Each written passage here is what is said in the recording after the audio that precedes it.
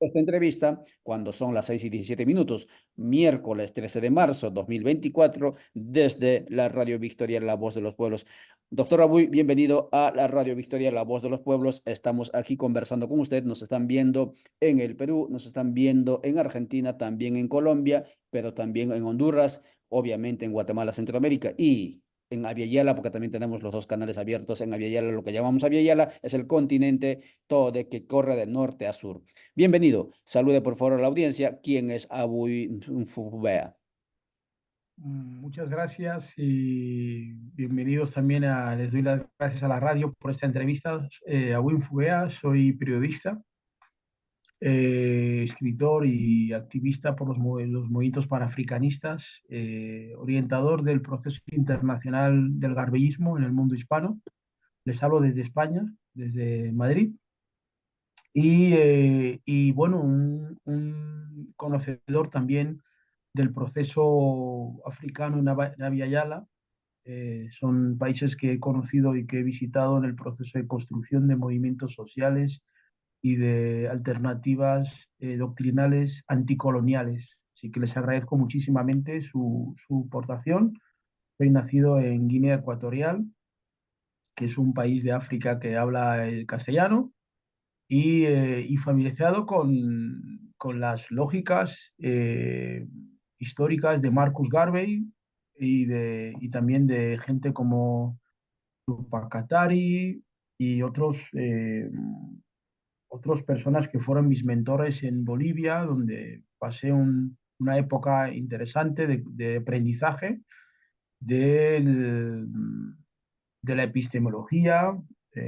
Soy un discípulo de profesor Alejo Ticona, de quien le mando un saludo, y demás. Así que estoy a su disposición para hablar del mundo africano y los procesos de liberación que los africanos estamos continuando, no empezando.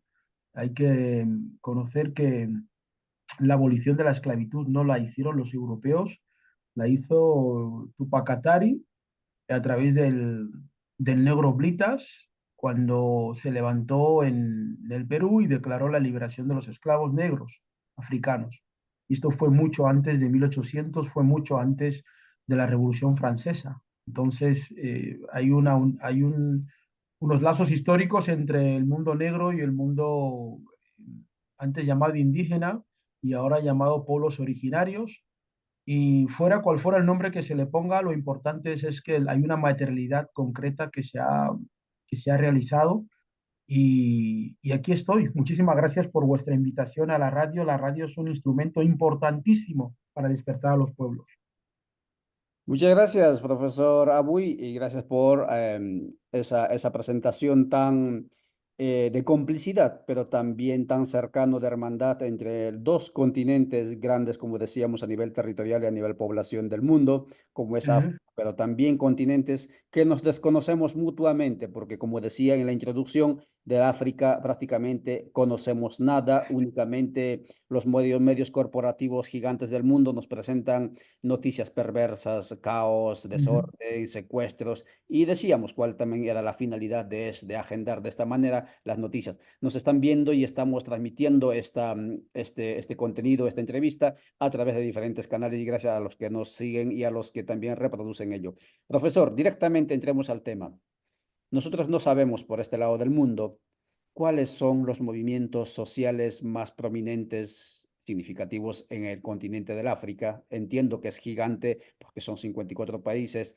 ¿Y cuáles son sus luchas? Por favor. Bueno, los procesos en África comienzan, primero hay que decir que tanto en Abya Yala como en África, nuestras luchas son luchas anticoloniales. Eso es muy importante señalarlo, que son luchas anticoloniales porque el colonialismo, llamado neocolonialismo, como lo bautizó Kwame Nkrumah en ese magnífico libro que está en la editorial Siglo XXI, que pueden leerlo, que se llama Neocolonialismo, última etapa del imperialismo. Y el neocolonialismo es el que agenda las noticias de la forma en que usted lo ha presentado. Caos, catástrofes, golpes de Estado, muertes, hambre, el SIDA, bueno, todas esas formas es la fase, digamos, de comunicación que el neocolonialismo establece. Y eso no es una opinión, ni usted, ni suya, ni mía, es una constatación de cómo funciona el mundo. El propio Donald Trump lo ha reconocido muchas veces a través de Fox News y otros medios han dicho que la guerra de la narrativa es muy importante. Bien, ¿por qué hay una guerra de la narrativa? Porque hay una contestación social, política. Es decir, la Guerra Fría, bueno, primero vamos un poco atrás, primero fue la esclavitud, sacar a África de todos sus seres más importantes, eh, los trabajadores, los intelectuales, y llevarlos como esclavos, a deportarlos a América a trabajar en las plantaciones para los europeos.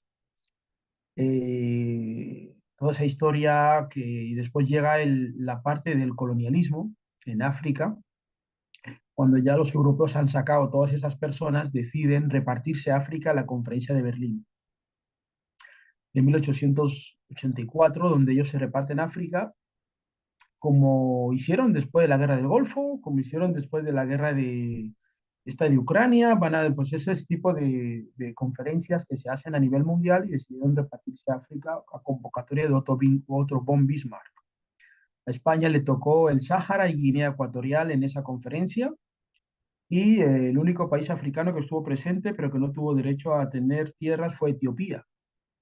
El resto de las potencias europeas, Alemania se repartió Camerún, Togo, Tanzania, Francia se repartió Senegal, Mali, Burkina Faso, Marruecos, Argelia, bueno, el imperio francés.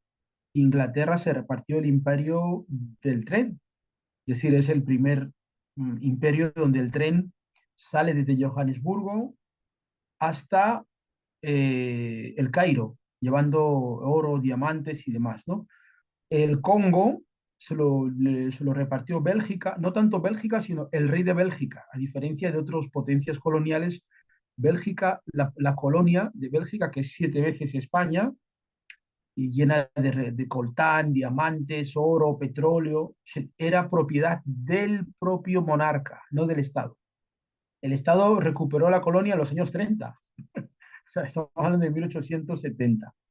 Hay que decir que aunque la conferencia de Berlín es de 1884, la presencia de las potencias europeas ya es de 1400 y pico, la época del esclavismo, ya tienen esas relaciones comerciales y demás. El único país bueno, y también Holanda le correspondió lo que es Sudáfrica, el Cabo, por eso toda la presencia holandesa económica que Holanda tiene en Sudáfrica, ya la tenía desde el siglo XV.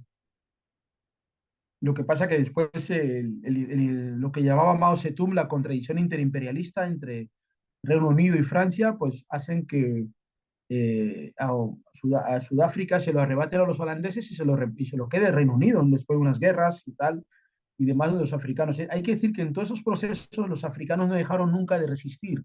Siempre hubo movimientos de resistencia. Chaka Zulu, ustedes han visto la película de Punta Quinte, el Asomar, el propio imperio de Mali, Sundiata Keita en el Mali, el príncipe de Sundiata, que fue el que, antes que Colón, llegó a Abya Yala y estableció relaciones comerciales con los mexicanos, con los pueblos de Mexicas en lo que hoy es Guatemala y parte de México. Y que ya habían elaborado mapas, no lo digo yo, el propio Colón en su agenda de diario tiene esas anotaciones de africanos que ya han hecho el viaje que él está haciendo. O sea, que él quiere hacer un viaje y para que le den dinero, él dice, no, hay unos africanos que ya han ido allí, ya han traído cosas y tal, porque de hecho el cacao que se trae de América ya estaba antes de 1400 en África. Entonces, hay unas relaciones comerciales, es decir, y los propios aztecas, los propios mayas, documentan esas relaciones comerciales, las tienen documentadas, no eran pueblos ágrafos, eran pueblos que tenían una escritura, sobre todo los mayas, que tenían un conocimiento internacional y tenían una relación muy grande y le dicen que cuando Colón llega, los aurocanos en las islas de hoy Santo Domingo y estas Dice, no, no, hay unos negros que vienen de otro lado del mar y traen aquí, y cambiamos el oro y hacemos esto y tal, y cacao y tomate y todo eso. O sea, le explican a Colón de que hay una gente que viene del otro lado. Entonces, hay una parte que tiene que ver también con que esos pueblos africanos también en América, cuando España es expulsado por Simón Bolívar y demás, es el Estado eh, latinoamericano, el Estado mexicano, el Estado guatemalteco, el Estado colombiano, el Estado chileno, el que profundiza en la opresión de los autóctonos, de los indígenas y de los negros.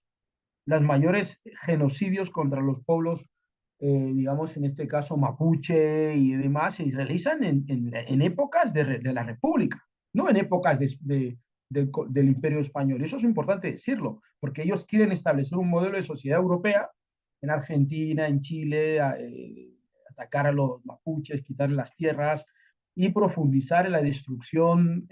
Entran teóricos importantes como Sarmiento en Argentina, que Sarmiento comparado con Adolf Hitler, pues le queda muy poco en su teoría. Artigas, hay un montón de teóricos de latinoamericanos que nosotros consideramos como próceres, y cuando uno profundiza en su lectura del racismo contra los negros y contra los indígenas para establecer un marco europeo en América, pues uno entiende, ¿no? Las constituciones, las legislaciones, eh, todos los marcos, ¿no?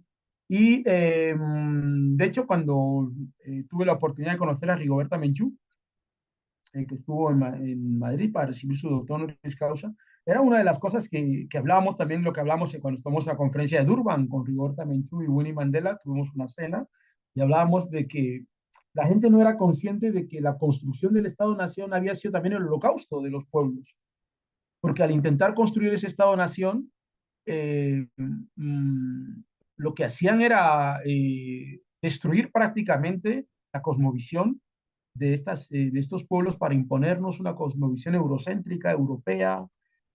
Por ejemplo, en Uruguay, Argentina, se pretende que los italianos se bajaron del barco y construyeron el país, que ahí no había nadie.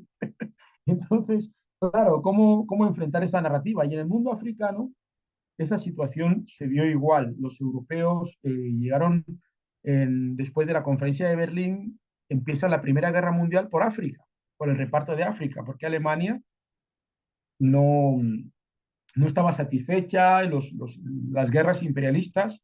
Y entonces en estas guerras, luego la academia nos cuenta el origen de esas guerras de otra forma. Por eso la lucha anticolonial tiene que ver también con la lucha contra la narrativa de la Academia Occidental Blanca, que nos cuenta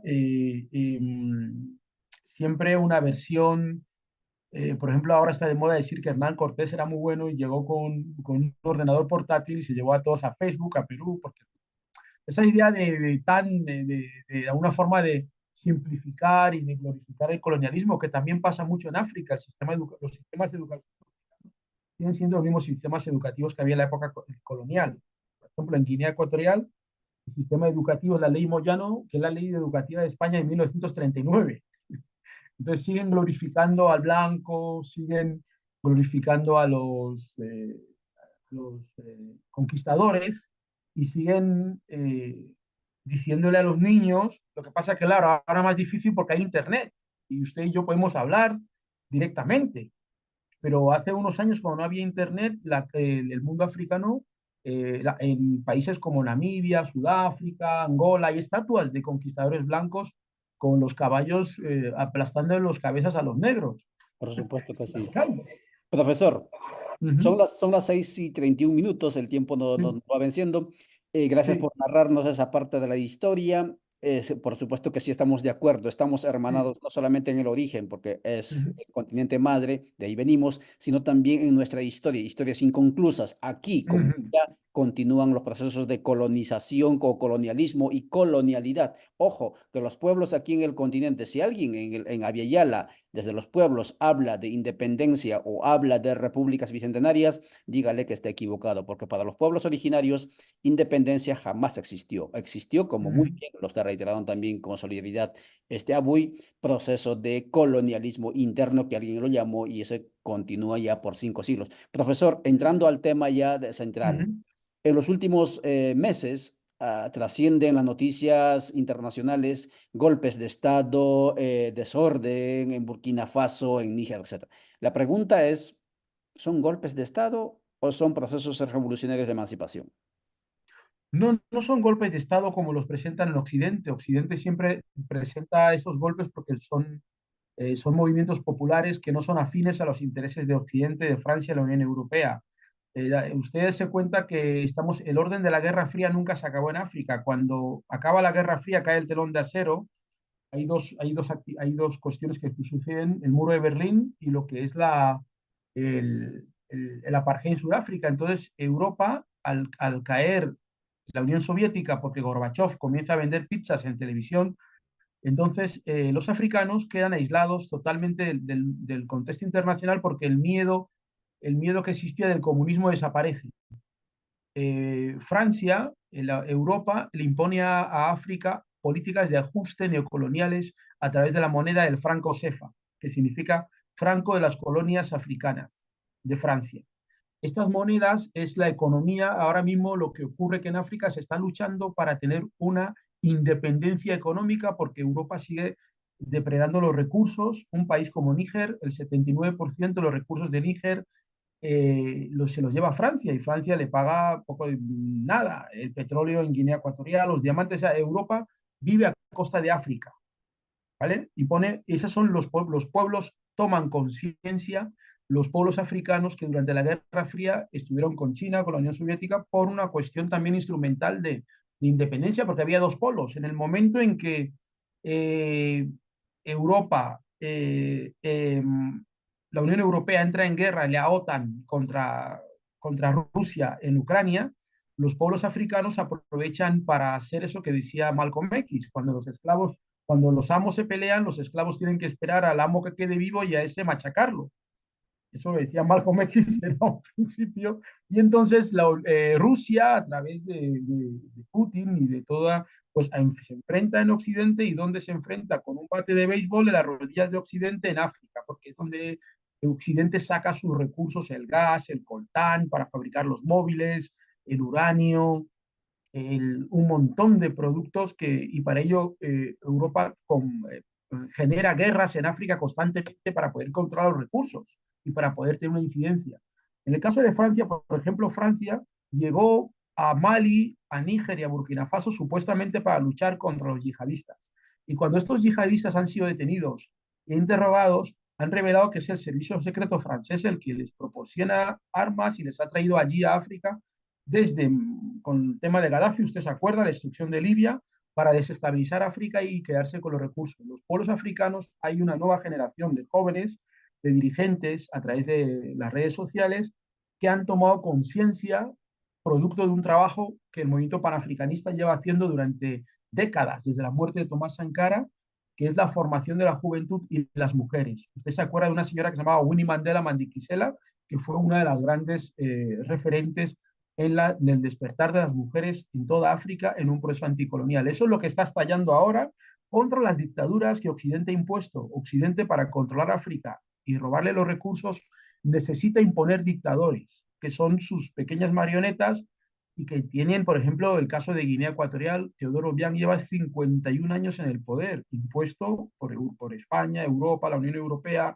Estados Unidos, que le sostienen. A cambio, él les deja el 79% del petróleo. ¿Cómo un país se va a desarrollar cuando le da a Occidente el 79% de sus recursos petrolíferos y el resto va para su bolsillo, para su familia y el país como está? Entonces estos jóvenes en Mali, en Burkina Faso y en Níger es donde ha habido los levantamientos y que han destituido a los gobiernos prooccidentales. Europa viene y les vende a los negros la democracia, pero luego no la practica. Y los negros dicen que no queremos la democracia, queremos libertad. Entonces, en las élites neocoloniales africanas que estudian en la Sorbonne, en París, en la Complutense, en Oxford, pues son las élites que gobiernan corruptas, con un montón de dinero, tienen un montón de casas en Europa, mansiones, tienen dinero en bancos. Entonces, estas son las élites que estos movimientos de liberación, de levantamientos, han destituido. Por ejemplo, el presidente Bazoum, presidente de Níger, eh, bueno, que iba de muy musulmán a la Meca, pero luego su dinero lo tiene en un banco católico como el Espíritu Santo, ¿vale? Para que entendamos todas esas contradicciones de estas élites y claro, automáticamente Francia, la Unión Europea, España acuden en defensa de Mohamed Bazoum porque es el que gestiona todos los recursos de Níger, es el mayor productor de uranio y Francia necesita el uranio para su guerra armamentística, para la luz, para eliminar la Torre Eiffel. Y sin embargo, el pueblo de Mali no tiene luz con todas esas circunstancias. Burkina Faso ya tiene una tradición similar con Tomás Sankara en los 80, que lo mataron. Entonces, los estudiantes, las mujeres y los panafricanistas son los que están al frente de estas revoluciones y están vigilantes de los militares, porque los militares nunca, ni en Abya Yala ni en África, fueron amigos del pueblo. Pero hay una tradición que viene de Tomás Sankara y otros Nasser y otros militares, Zamora Machel, que asumieron el papel popular durante la época de la Guerra Fría y la polarización. ¿Sabe usted que en África había dos bloques? El bloque de la CIA, que era de Mobutu, y el bloque de los países no alineados o países vinculados a la Unión Soviética y a Cuba, que era el de Zamora Machel, Marián Guabé, y era un enfrentamiento. Ahí la guerra de Angola, la guerra de Etiopía, entonces eran las guerras entre Rusia y Estados Unidos en suelo africano con otros actores. Entonces ahora, como ha vuelto otra vez, en este caso con China, que China ahora es el enemigo de Estados Unidos, entonces Europa y Occidente están preocupados porque China ha ganado el espacio económico en toda África y Rusia. Entonces, Europa y Estados Unidos se ven desplazados por China. Entonces, lo primero que hicieron es traer ingentes cantidades de grupos yihadistas de Qatar para destruir Libia y llenar todo eso. Desde que las tropas rusas llegaron a China, llegaron a África, el índice de los yihadismo y del terrorismo talibán ha bajado en un 37%. Y nos decían los europeos que era imposible, que no, que esto es una cosa endémica del propio africano, que se odia. Claro, porque Occidente necesita de esa desestabilización para tener los recursos, para generar una opinión pública de desinformación y al mismo tiempo para imponerle un embargo a un país como Níger, que según las Naciones Unidas es el país, uno de los países más pobres del mundo, y Europa, la Unión Europea le ha establecido un embargo, peor que el de Cuba, peor que el de Haití. ¿Por qué? Porque se quiere quedar con los recursos y lo que dicen los regímenes que han llegado al poder es que tienen que negociar los nuevos contratos, porque esos contratos se firmaron con los gobiernos afines. Por ejemplo, Gabón. Gabón es un estado títere de Francia. Cuando los políticos franceses necesitan dinero van a Gabón y el dictador de turno se lo da a cambio de que él haga lo que quiera. Gabón es una potencia petrolífera, está la OPEP. Costa de Marfil es lo mismo. Para ilustrar, porque tenemos poco tiempo, decir brevemente que en los años 60 hubo dos procesos diferentes de independencia. Usted sabe que los africanos fueron los que fueron a derrotar a Hitler en París. Entonces, De Gaulle prometió a los africanos, a los vietnamitas y a los árabes la libertad si ayudaban a sacar a Hitler y a los nazis del poder. 2 millones de soldados africanos fueron a Francia a luchar, a Europa, a Alemania, murieron en los campos. Una vez que se acabó, Francia ya no quería cumplir su promesa, entonces en Vietnam Ho Chi Minh los echó y empezó la guerra de Vietnam. Los árabes en el norte de África, el FLN en Argelia se levantó con Franz Fanon, todo esto que ustedes saben, y empezó la guerra. Y en el África Negra, pasó prácticamente lo mismo que Francia comenzó a matar a los líderes y a poner a líderes títeres y nunca hubo una independencia como tal porque las tropas francesas siguen desde entonces. Los países africanos nos impuso la moneda, una moneda que no podemos manejar y cualquier líder que quiere hacer una moneda nueva lo matan. Gaddafi, Olimpo, Tomás Sankara, Lumumba, en fin. Entonces, en este momento hay una tradición de descolonización de esas relaciones económicas. En Sudáfrica, el partido que surgió como expresión de las ideas de Winnie Mandela se llama Luchadores por la Liberación Económica. Así es como se llama el partido. ¿Por qué? Porque Sudáfrica es el mayor fabricante de diamantes, pero esos diamantes se hacen en Amberes. Costa de Marfil es el mayor fabricante de cacao, pero Suiza es el que maneja el chocolate. Sudáfrica es el mayor fabricante de naranjas, pero Holanda es el que las vende en el mercado internacional como de Holanda. Por ejemplo, España es uno de los grandes productores de aguacates.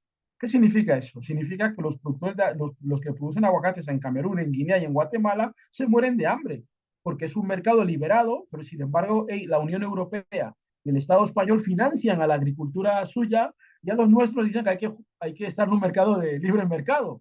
Entonces es una competencia muy desleal y al mismo tiempo lo que está pasando es esta constatación de movimientos en Mali, en Níger, en Burkina Faso, que son los que están a la vanguardia, se han levantado frente a esos gobiernos títeres de Occidente y a las políticas que Occidente, la famosa cooperación que Occidente impone a, los, a, a estos países. Profesor Abuy, muchas gracias por toda esa información enciclopédica que nos deja usted en este contenido. Son 6:43 por Uh -huh. aquí. Estamos conversando desde fuera del asfalto, intentando comprender esta relación que tiene que existir, por lo menos informativo y ojalá organizativo, entre dos continentes gigantes como es Abya y África, África y Abya, desde Radio Victoria, la voz de los pueblos, conversando con el profesor Abuy Mfubea desde, en este caso, Madrid, pero él es de Guinea, indicaba.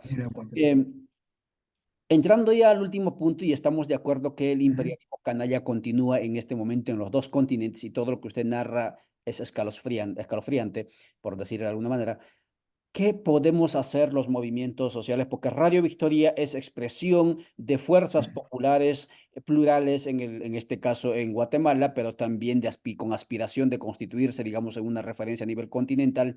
¿Qué podemos hacer los movimientos sociales, los movimientos sociopolíticos que estamos luchando en este lado del mundo, en esa vía Yela, y en el otro lado del mundo, que es África, para poder sacudirnos de estos imperialistas canallas que nos siguen saqueando en este momento? ¿Qué podemos hacer, profesor?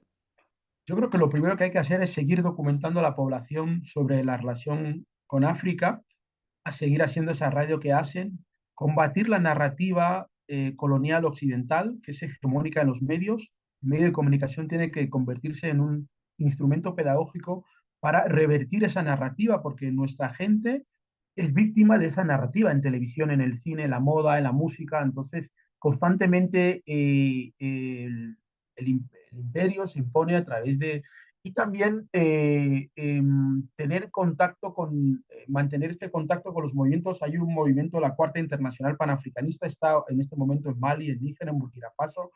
Hay compañeros como que están trabajando en el terreno en Senegal, en Mali, en Guinea Ecuatorial, por ejemplo, y el darle voz también hay muchos presos políticos que están en las cárceles en esos países y que la prensa occidental no le importa. La prensa occidental no pretende cuestionar si se mueren 10.000 negros en la valla de Melilla o se mueren en el mar. Pero esos negros hay que explicar a la población que las playas de Senegal han sido privatizadas por las empresas francesas y los jóvenes senegaleses que eran pescadores se ven obligados a coger un bote e ir a Estados Unidos como tantos guatemaltecos se van a Europa, se van a la valla de Trump, ahí a México. Es el mismo fenómeno. Es decir, y hay que tratar de hacer una constante, digamos, relación con África. Es decir, a partir de los levantamientos como este verano, ha habido medios de Argentina, de México, de Chile, que están tratando de informar sobre África, presentarlo en público frente a la tendencia occidental de negar la historicidad a los africanos, de negarles capacidad de diálogo, discurso y al mismo tiempo presentar todas las manifestaciones de África como caóticas y de guerra. Yo creo que el trabajo que están haciendo es muy importante y los movimientos sociales africanos necesitan voz y sobre todo un mundo como el mundo hispano, donde hay casi 600 millones de personas que hablan castellano, es muy importante tener esa voz en con África. Yo estoy muy agradecido y también estoy muy identificado porque gracias a que soy doctor honoris causa por la Universidad Indígena de Bolivia, lo que me permitió conocer de cerca el proceso y el trabajo que los los compañeros de Abiy ya la habían hecho durante décadas, durante 30 años previo. Lo que ha pasado, lo que esta radio y lo que usted está hablando es producto de un trabajo muy anterior, cuando los zapatistas, incluso Leonard Peltier, el movimiento indígena norteamericano, yo conocí cuando era corresponsal en Nueva York para el diario Resumen Latinoamericano, otros procesos en Perú, en Colombia, o sea, hay procesos importantes donde los africanos tenemos que ser parte central no, de la discusión afrocéntrica, no como nos presentan siempre como centro-periferia, no como periferia de la discusión de la economía mundial, porque la economía mundial depende principalmente de eso. Europa hay una confrontación, China, Rusia y la OTAN, Europa, la Unión Europea, y esa confrontación donde nosotros, tanto Abya Yala como África, estamos en el centro de esa confrontación, porque las economías de esos países dependen de África. Ahora Europa, después de que Estados Unidos ha destruido el gasoducto ahora pasa por Nigeria, Argelia y Marruecos. Entonces van a provocar alguna guerra allí para que haya cualquier tipo de situaciones y quedarse con el gasoducto, porque Europa no se puede permitir, no quiere pagar el gas al precio que tiene que pagarlo. Si el litro de gas vale 40 euros, lo quieren pagar a un euro o a 0,50 céntimos de euro. Entonces, esa es la labor de los movimientos en este momento sociales, es hacer ese papel no solamente de denuncia, sino de pedagogía, de explicación y constancia sobre la relación de África, la historicidad. Cada vez hay más libros que se traducen en América Latina y siempre hubo un proceso editorial en América Latina sobre África y conectar con los movimientos sociales africanos que están en América Latina, que están en Colombia y tal, para que podamos hacer ese esfuerzo conjunto primero, de una unidad temática. Se necesita alejarnos mucho de la dispersión, porque el occidente y la propaganda dispersan a los negros con mucha información, música, folclore, no sé qué, ta. Entonces, con eso ellos aprovechan para hacer sus negocios, porque países como Guinea Ecuatorial, que no llega a una población de 3 millones de habitantes, con una producción de petróleo inmensa, pero claro, los contratos que tiene ExxonMobil con Guinea Ecuatorial, los que tienen la CEL, es imposible que esas sociedades puedan progresar. Y también una cosa que tienen que hacer los movimientos sociales, y ya termino, es desenmascarar y denunciar a esa élite negra africana que es cómplice de esos procesos neocoloniales. Porque como usted sabe, los blancos no llegaron a América, a Abya Yala ni a África con un fusil y dijeron, ah, entréganos a tu gente, ¿no? Tienen siempre intermediarios, tienen malinches que trabajan para ellos y esas personas siguen cumpliendo ese papel en la opinión pública, usted los ve en los bancos, en la televisión, los ve en las secretaciones diplomáticas y constantemente haciendo negocios para vaciar de contenido a esos pueblos y que ellos, de hecho, mire, un ejemplo para la audiencia es que todos los presidentes de Senegal hasta ahora, cuando dejan el poder, se van a vivir a Francia. No mueren en sus países. Se van a vivir a Francia porque son franceses, son funcionarios que han venido a proteger una plantación de su amo y cuando termina su trabajo viene otro capataz y ellos se van a vivir a Francia. Ojo, desde Senghor, Abdou Diouf, Abdoulaye Wade, Macky Sall, todos ellos se van a vivir a Francia porque Senegal es la joya de la corona del imperio francés. Ahí estuvo la capital cuando los nazis, cuando Hitler invade Francia, la capital se traslada a Senegal, a San Luis. Ahí estaban De Gaulle y todos. Y esa es la mentalidad que se tiene. Entonces el ejército francés en África pues interviene lo que pasa que esta vez no han podido intervenir porque están los Wagner, pero su objetivo era invadir Mali, intervenir, destruir el gobierno, matar a la gente y quedarse con los recursos. Entonces, esta contradicción interimperialista tenemos que aprovecharla y como decía Malcolm X, cuando los amos se pelean, hay que estar uno con los brazos cruzados, al que queda vivo es al que uno tiene que darle el cuchillo, decía Malcolm. Entonces hay que esperar, hay que fomentar esa contradicción interimperialista para que en ese marco de confrontación África tenga voz y tenga sentido. Agradecer muchísimo la labor que ustedes hacen y la oportunidad que nos dan. Juro, Abiyakibachi. Manda Chinosu. Profesor Abuy, muchísimas gracias. Son 6:51 minutos. De esta manera Ujú, cerramos esta transmisión. Nos deja entonces algunos desafíos. En primer lugar, nos plantea el profesor pedagogía de la emancipación, por un lado, entre ujú, pueblos. Otra cuestión, desenmascarar a los dirigentes locales serviles al colonialismo en los dos ujú, continentes. Otra tarea que nos deja el tema de la unidad temática, no dispersarnos. Desafíos que ujú. nos dejan en este abordaje, movimientos sociales en el África, desde Radio Victoria, La Voz de los Pueblos. Profesor, muchísimas gracias, amigas y amigos, muchas gracias a ustedes. Mañana, cuando el reloj marque las 6 de la mañana, estaremos abordando el caso de Juan Orlando Hernández, el gobernante que reinó como león en Honduras, Honduras. protegido por Estados Unidos, ahora llevado encadenado hacia Estados Unidos, a cadena perpetua fue condenado. Sobre eso hablaremos sobre narcotráfico en los estados de Centroamérica, específicamente en Honduras, mañana a las 6 de la mañana. Hasta entonces, chao, chao.